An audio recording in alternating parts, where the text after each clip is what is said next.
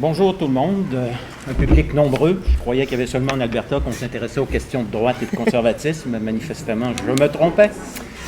On m'a demandé de parler de la dimension historique du conservatisme dans la culture politique québécoise avant les années 60. Donc, je vais citer des auteurs, mais ce sont des auteurs qui sont morts, donc ça devrait faire moins de vagues que ce matin. Ma réflexion s'articulera autour de deux grandes dimensions qui me permettront de prendre en compte l'architecture d'ensemble du conservatisme canadien-français de la première moitié du 20e siècle. Plus précisément, je me propose de l'appréhender d'une part en montrant la nature du sursaut ou de la réaction intellectuelle des conservateurs québécois contre les évolutions sociales et politiques qui affectent le Québec du tournant du 20e siècle. D'autre part, en insistant sur la conception du politique et de l'État qui innervait la pensée de ces conservateurs, ce qui me permettra du même coup de mettre en lumière les faiblesses du libéralisme politique comme tradition politique. Brève définition du conservatisme de la façon dont je l'entends, parce que je m'aperçois que ce matin, ça a été une question qui est revenue lors des échanges.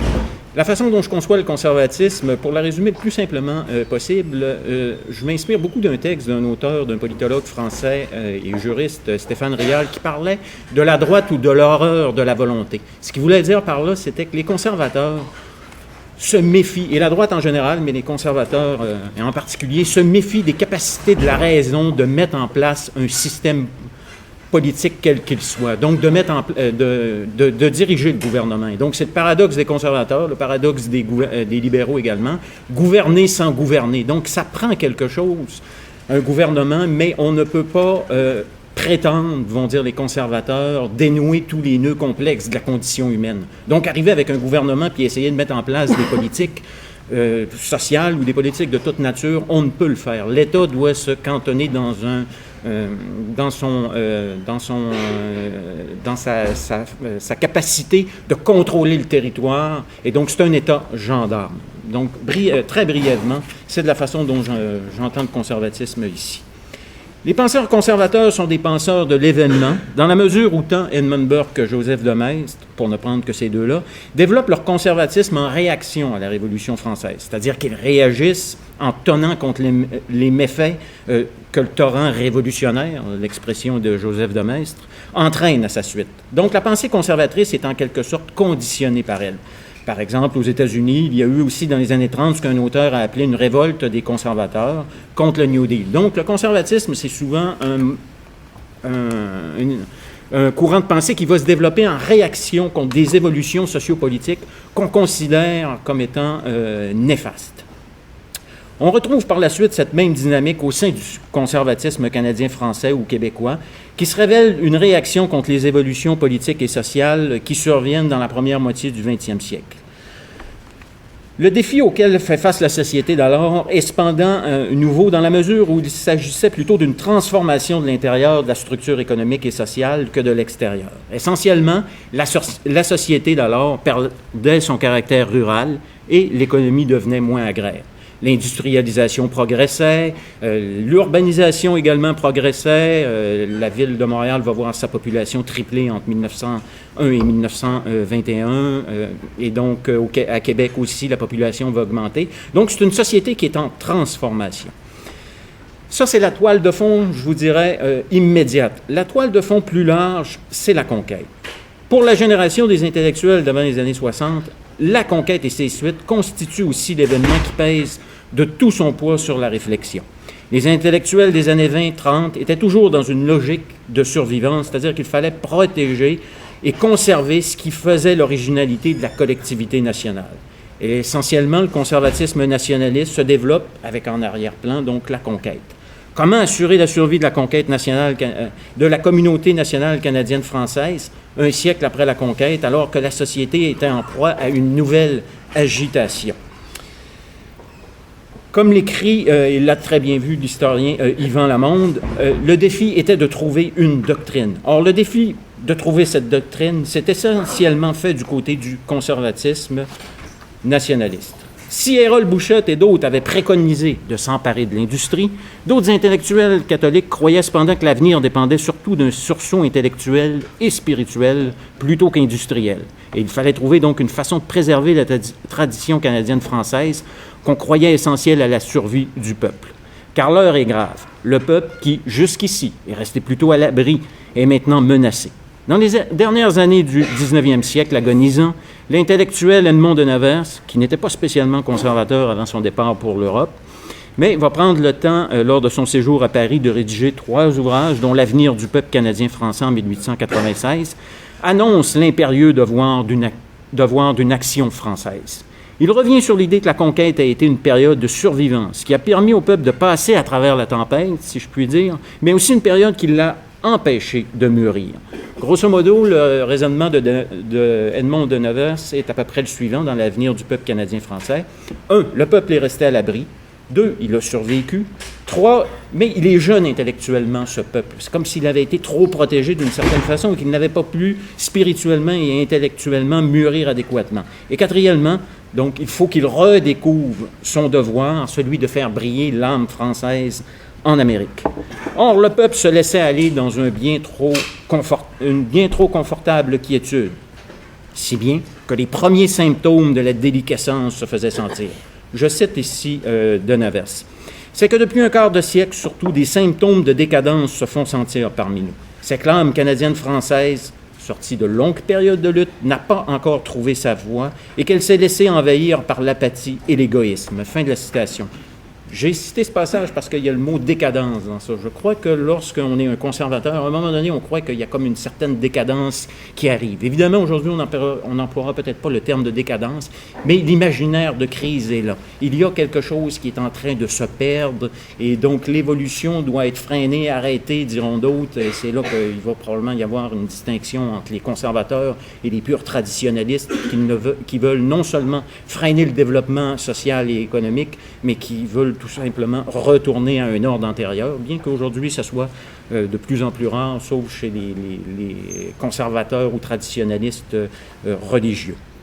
Ayant sombré dans l'individualisme, tout en s'étant livré au culte exclusif de Mammon, les Canadiens français se sont réfugiés dans un molle patriotisme et la nationalité succombera par la tolérance, et là je le cite, succombera par la tolérance si nous ne nous hâtons pas d'ouvrir des champs nouveaux à l'activité de l'esprit, à l'ardeur des tempéraments. Les intellectuels groupés autour de l'Action française vont entendre cet appel de Edmond de Nevers. D'ailleurs, Lionel Groulx déplorait dans un article de la revue en 1918, donc un des premiers articles, un des premiers numéros de la revue, que ce livre de graves avertissements n'a pas été entendu. Et donc, Groulx va essayer de montrer qu'il faut entendre ce message-là. Le message grouxiste, c'est que l'histoire se révèle la clé de voûte pour la survie des peuples. Invoquant Montesquieu, Groulx va affirmer que des peuples étaient tombés en 2 générations, faute d'avoir oublié le passé. Groulx expliquait ainsi l'importance de l'histoire, qu'il voyait comme une sorte de dynamo qui emmagasinait les forces nationales et qui pouvait les libérer et donc permettre ce renouveau énergétique national. À l'ère des gaz de schiste, je n'avais pas pensé à la métaphore. Donc, ce texte de Groulx que je cite, qui s'appelle « L'Histoire », j'en cite encore un extrait parce qu'il est important, il permet de bien comprendre, me semble-t-il, la dynamique intellectuelle qui anime les conservateurs. Je cite. « L'histoire ne conserve point le passé à l'état de matière inerte, stérilisée. Elle conserve et transmet la vie. Elle peut être un multiplicateur de forces. Par elle, les vertus et les forces des vivants s'augmentent à chaque génération, des forces et des vertus des morts.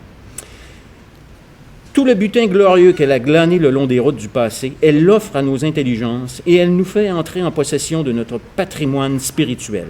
À la transmission du sang va maintenant s'ajouter la transmission de l'esprit. » Fin de la citation. Les lecteurs pressés pourront dire la transmission du sang, on le savait, Groulx est raciste, mais c'est pas l'élément important, me semble-t-il, ici. L'élément important, c'est le patrimoine spirituel que l'histoire transmet. Et donc, c'est vraiment l'idée que l'histoire n'est pas quelque chose qui est cadenassé dans un coffre qu'on ouvre, que les historiens ouvrent de temps à autre pour tirer certaines leçons du passé et pour éclairer le présent. Non, c'est le fait que le passé continue de vivre à travers le présent et qu'il faut le redécouvrir si on veut vivre pleinement en tant que groupe. Et donc, c'est l'idée ici que le passé, c'est pas simplement le folklore, la tradition, c'est pas simplement des habitudes pour Groulx et pour les conservateurs au sens fort du terme. C'est quelque chose qui nous permet de reconnecter avec notre passé profond Lorsque je suis parti du campus Saint-Jean en fin de semaine, mercredi, on a eu une petite séance où on mangeait de la tire sur la neige. Eh bien, pour les conservateurs, ça, c'est juste une simple habitude. On fait venir du sirop d'érable du Québec. Il n'y a pas d'érable au Québec, on est moins canadien que vous. Et, non, mais il n'y a pas d'érable en Alberta, je veux dire. Et on fait venir, on en fait venir et on en mange. Et donc, mais ça n'a pas cet impact profond d'une reconnexion avec le passé. Ce qui est important ici, c'est de comprendre que chez Groulx, c'est donc un texte emblématique qui montre le poids du conservatisme au Canada français. On reconnaît là l'idée burkéenne d'un pacte entre les vivants et les morts, lorsque Edmund Burke parlait de la chaîne qui relie les morts aux vivants et même à ceux qui vont suivre. Les individus étant ce qu'ils sont, non pas tant en fonction du sang, mais en vertu de l'atavisme historique qui les a constitués comme ils sont. Au sortir de la guerre, il importe donc de redécouvrir la continuité des générations. Le sursaut intellectuel recherché étant de remettre à jour les fondamentaux du passé. On voit bien ici la dynamique animant le conservatisme canadien-français, lequel se constituait d'un mélange de volontarisme, c'est-à-dire qu'il faut agir. Les gens de l'Action française ne vous disent pas qu'il faut regarder les choses aller, non, il faut agir, mais d'involontarisme, c'est-à-dire qui implique la redécouverte du plan architectural sur lequel la communauté nationale est construite. Donc, il y a toujours cette tension-là entre la raison qui doit découvrir les choses et aussi la tradition, parce que c'est ce sur quoi on s'appuie, c'est sur une tradition qui est ancestrale et qui permet, elle, d'éclairer le présent, d'illuminer le présent et de dire vers où on doit s'en aller. Donc, je pense que les conservateurs, on le voit, sont toujours dans cette dialectique, si je puis dire, entre l'involontarisme et le volontarisme qui les amène à redécouvrir le passé pour faire en sorte que le présent soit éclairé. Ce qui m'amène maintenant à la conception du politique et de l'État, et je termine avec ça. De manière générale, la conception du politique et de l'État qui prévalait chez les intellectuels conservateurs en était une qui cherchait à se frayer une voie entre le libéralisme individualiste et l'étatisme. Il faut comprendre que le domaine du politique se retrouvait subordonné à des fins spirituelles plus élevées. Cette conception était bien exprimée par Esdras Mainville, un intellectuel important, pour qui, écrivait-il dans Le Citoyen canadien-français, un ouvrage publié au milieu des années 40, il écrivait « L'État est soumis aux lois fondamentales de la société civile et aux lois divines de morale naturelle ou révélée. Donc oui, le politique a un rôle, mais le politique est subordonné à cette fin morale plus importante, à ce bien commun qui lui-même repose sur une morale catholique. C'est ainsi qu'à partir de la thèse voulant que le politique se définisse par l'objet de la morale divine, Mainville identifiait 3 conceptions de l'État. La première théorie était celle de l'État gendarme, qui assure aux individus une égale liberté. La seconde, l'étatisme, qui fait de l'État la providence de tous. Et la troisième, la bonne, dite chrétienne traditionnelle, et je cite Mainville, qui ne voit dans la société civile ni une poussière d'individus sans lien ni frein, ni un troupeau sans liberté ni initiative, mais un tout organique dont le fonctionnement doit procurer le bien de l'ensemble. Fin de la citation. Donc, chez les conservateurs, il y a cette idée qu'une communauté doit s'organiser autour d'un bien commun. Évidemment, on est dans un univers catholique, le bien commun reposant sur des fondations catholiques et thomistes, devrait-on dire. Et ça fait en sorte que l'État est subordonné à cette conception-là chrétienne conservatrice qui fait de l'État un instrument qui visait l'atteinte du bien commun selon les préceptes de la moralité catholique. La philosophie politique qui est véhiculée au sein de l'École sociale populaire reprend également cette idée. Ainsi, dans un petit opuscule publié en 1932, la figure clé du catholicisme social au Canada français, c'était vraiment l'animateur principal du catholicisme social, le père Joseph Papin-Archambault, qui a publié de multitudes de textes, mais c'est vraiment c'est plutôt des tracts ou des textes qui ont une valeur plutôt programmatique, ce pas des textes de réflexion, explique que face aux échecs jumeaux du libéralisme et du socialisme, ça revient continuellement, il est nécessaire d'emprunter les chemins d'une troisième voie. Le recours à l'État était voulu, mais le concours de l'autorité civile doit venir seconder l'action des forces spirituelles. L'État n'a donc pas le droit de rester indifférent Le mot indifférent, il revient souvent sur cet élément-là. L'État doit donc faire quelque chose. Il n'est pas à rester indifférent comme le préconise le libéralisme pur, où l'État doit simplement agir comme un État gendarme. Et Archambault soutenait que Léon XIII avait mis en place une nouvelle façon de concevoir l'État, laquelle se distingue de celle préconisée par le libéralisme économique et de la doctrine du laisser-faire de l'école manchestérienne. Les papes auraient donc accordé à l'État le droit de s'ingérer davantage dans la régulation du social. Il s'agirait même d'un devoir que l'État doit impérativement remplir sous peine de disparaître. Ainsi, Archambault soutenait que l'État avait la responsabilité de mettre en place une politique sociale, celle-ci étant un des articles principaux du programme réformateur de Léon XIII. Il est continuellement en train de citer les encycliques Rerum Novarum et Quadrasimo Anno en 1931. Donc, il fallait protéger les travailleurs en mettant en place une série de mesures comme la reconnaissance des associations professionnelles, l'instauration d'un salaire minimum, fixation d'une durée maximale à la journée de travail et bien sûr de faire respecter le repos dominical, on est quand même catholique, ainsi que de veiller à la protection des femmes et des enfants.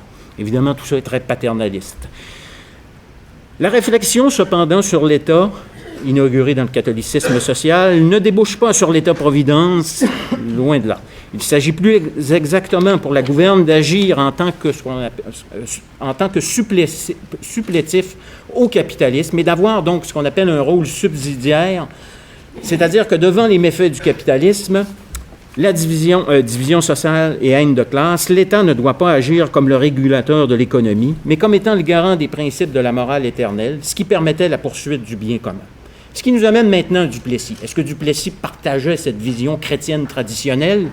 Les travaux des sociologues Gilles Bourque, Duchâtel et Jacques Beauchemin ont bien montré, dans leur ouvrage « La société libérale duplessiste », qu'il y avait une indéniable facette libérale en matière économique en ce qui a trait au duplessisme. Ce n'était pas un gouvernement qui voulait mettre en place un État-providence, un État qui agissait, mais un État qui était retiré dans la sphère, qui se retirait de la sphère de l'économie et qui laissait les choses aller, et donc qui laissait l'industrie jusqu'à un certain point faire ce qu'elle voulait. Mais il y avait également une facette antilibérale et conservatrice très présente également au sein du duplessisme. D'abord, il était contre les influences étrangères, entendues au sens large du terme, qu'on pense aux témoins de Jéhovah ou au syndicalisme. Donc, il y avait une réprimation. On réprimait ce qui était jugé contraire à l'essence de la communauté nationale. Et également, il y avait une valorisation de l'agriculture comme étant l'âme de la nation. Sur ce plan, Duplessis, on le voit dans les discours du trône de l'époque, revenait continuellement sur l'idée que l'agriculture était non seulement fondamentale en tant que pièce dans l'ensemble de l'industrie québécoise, mais comme un élément fondamental pour définir ce qui faisait la singularité de la communauté nationale québécoise. Mais le conservatisme ne dominait pas sans partage à cette époque. D'autres historiens ont montré qu'il y avait effectivement donc une trame libérale, mais cette trame libérale-là n'était pas, à mon avis, dominante. Ce qui dominait, c'était la trame conservatrice. Et donc, je pense, et je vais terminer avec ça, que l'historienne Fernande Roy, avait tout à fait raison d'écrire que Québec n'a pas produit des Adam Smith, Jean-Baptiste C. ou John Stuart Mill, mais qu'elle avait, je pense qu'on peut dire que le Québec a produit des équivalents de Edmund Burke ou Joseph Demaistre, évidemment, toujours dans le contexte canadien-français, donc avec des problématiques qui ne sont pas nécessairement celles qui étaient celles des penseurs du 19e siècle. D'où l'idée qu'après les années 60, là, on voit l'inversion du pôle, c'est-à-dire que les conservateurs et le conservatisme laissent la place à de nouvelles idées politiques, mais il ne m'appartient pas d'en discuter ici aujourd'hui. Merci Frédéric.